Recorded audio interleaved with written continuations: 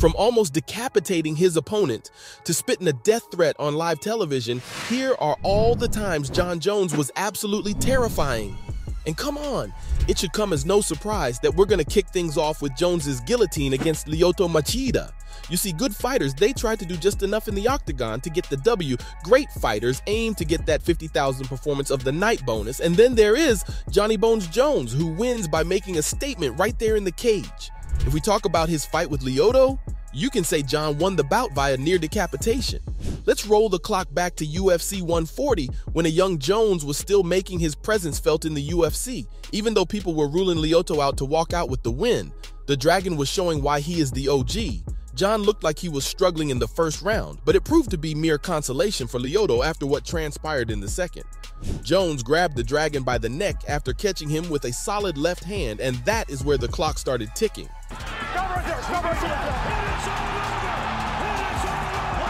With Jon's back muscles flexed tight, you could see the amount of force he's generating in that vice.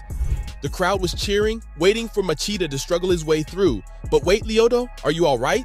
It wasn't until the ref stopped the fight that we saw Machida collapse like a house of cards, his eyes lifeless. It legit looked like a crime scene. Jon, on the other hand, instead of checking up on Machida, he casually walked away like he didn't care. The fans had a clue that Jon might just be a psychopath, but this just validated their suspicions. Jon's thoughts on the evil guillotine? His words. It was beautiful. And oh no, the octagon isn't the only place he's almost committed a homicide.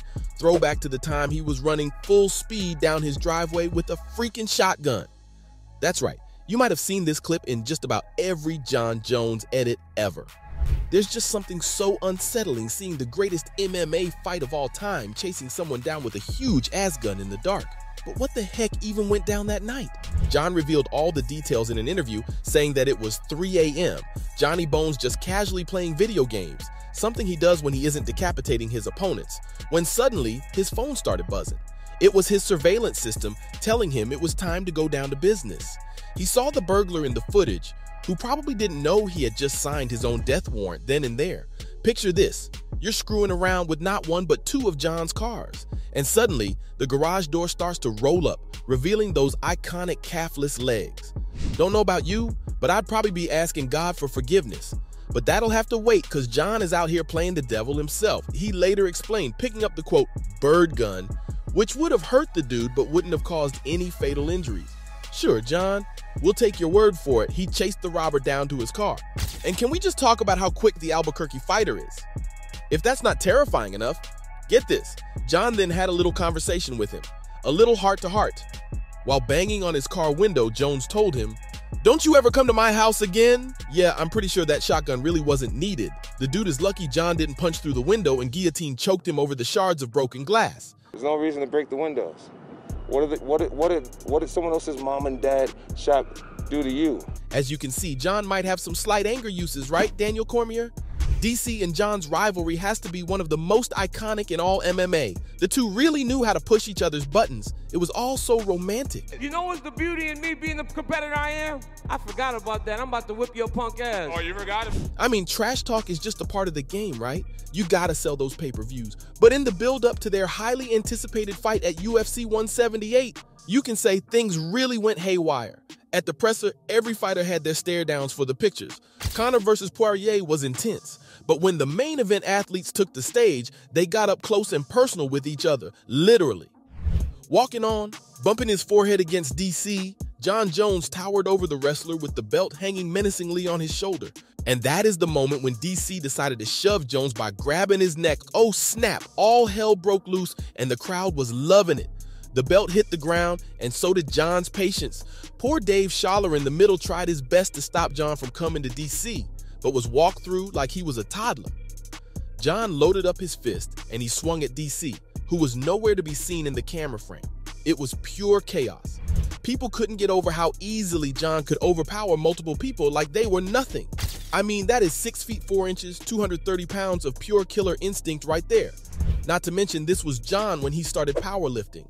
One can only imagine what would have he done to DC if he wasn't stopped.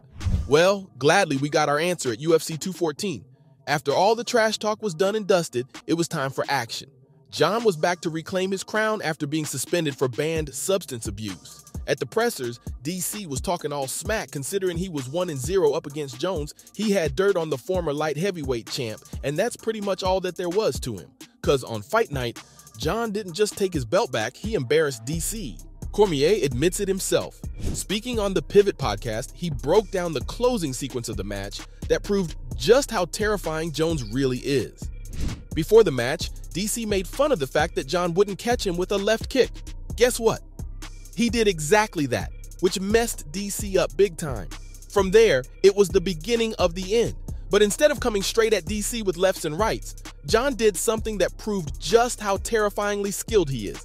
He tripped Daniel, which spun his world around, and the moment he hit the floor, Jon began pounding the champ with vicious punches. This just went on to show the difference between their skill. It wasn't even a debate. DC and Jon were just miles apart. Get this, Jon's only defeat in his career was because he almost disfigured his opponent's face. He's doing a good job. Big elbows. No, can't do. Yeah, now caution, because this is where things get really bloody. We're dating back to the Ultimate Fighter 10 finale, where Matt Hamill stood against Jones. Well, stood seems to be a misleading word, considering Jones had the fighter grounded for most of the fight. It just didn't seem like a fair fight at all. Jon was powering down on Hamill, like a predator toying with his prey.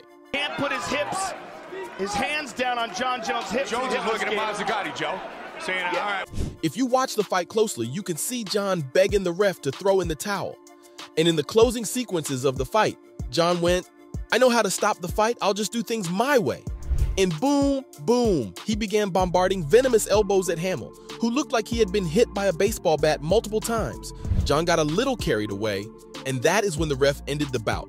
Apparently, Mr. Jones landed a 12-9 illegal elbow, and just like that, Hamill was awarded the win. Due to intentional elbows, there's been a disqualification of Johnny Bones Jones. Jon looked shocked, but realized he messed up bad. The winner is Matt Hamill. Wow. This isn't the perfect example of Jon being a complete psychopath. Brace yourselves for the time he delivered a death threat on live television. Yep, we're back at it with the DC rivalry, and this just has to be the duo's most iconic moment. In an interview, Jon and DC were exchanging some heated banter, nothing out of the ordinary. DC called out Jon for being fake in front of the camera, and all Jon did was smile coldly at the accusation. You're just the fakest person. I actually admire that you can actually be this fake. But where things went really dark was when DC told Jon that if he was there in front of him, he would have spat in his face. Oh, snap. There was an awkward silence, followed by Jon looking in the distance, probably checking if they were still on air. And right then, he threatened Cormier that he would kill him if he did something like that. You know I would absolutely kill you if you ever did something like that. You could never kill me.